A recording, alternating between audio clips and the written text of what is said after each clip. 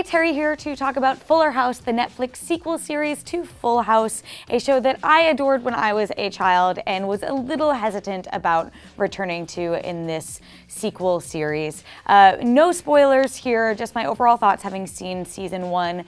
And ultimately, I don't think that this show really recaptured what worked about Full House. And again, I was younger, I was a kid when I was watching Full House, so maybe if I was watching it at this age, it wouldn't have clicked with me in the same way. But I did think that Full House did a good job with finding some emotionally resonant moments that connected with the kids who were watching it, but also with the adults. And with this show, I didn't think it really hit those moments. And the ones that it did hit, it sort of muddled the messaging of what it was trying to say. There were moments where, two parents are separated and a kid is trying to come to terms with that. And instead of saying, it's okay for your parents to be separated, it says, all right, let's have this magical fairy tale where maybe your parents are going to get back together. Similarly, main character DJ is dealing with grief because she is recently widowed and she has 3 young sons who she is taking care of. And it only really gives part of one episode to dealing with any of the fallout of that. This is obviously a family-friendly sitcom. It doesn't need to go to these serious moments, but that's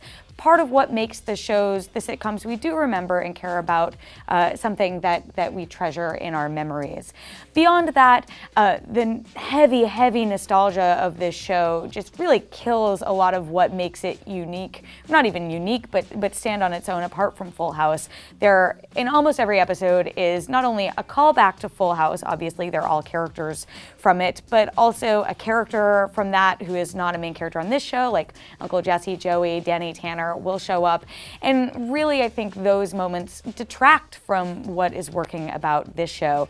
It gems when DJ and her sister Stephanie and best friend Kimmy Gibbler, who are all now living together in the Full House home, when they are having storylines just among themselves, they all sort of replace the Danny, Joey, and Jesse dynamic of the original show, and I think together they really work. When they bring in a bunch of guest stars and cameos, which they do, when they bring back, the main 3 adults from Full House, it really slows the momentum, and it doesn't work as well as I'd hoped that it would.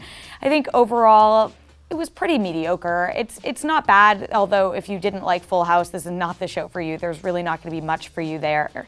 But I also am worried that being part of Netflix's new slate that is catering more towards a younger audience, there won't be a lot for them in this show. So much of it is focused on DJ and the adult elements through the family-friendly sitcom lens that there's not much of the kids' storylines to really ground the show. So I wonder how well it will connect with a younger audience that might not be as invested in what the adults are up to.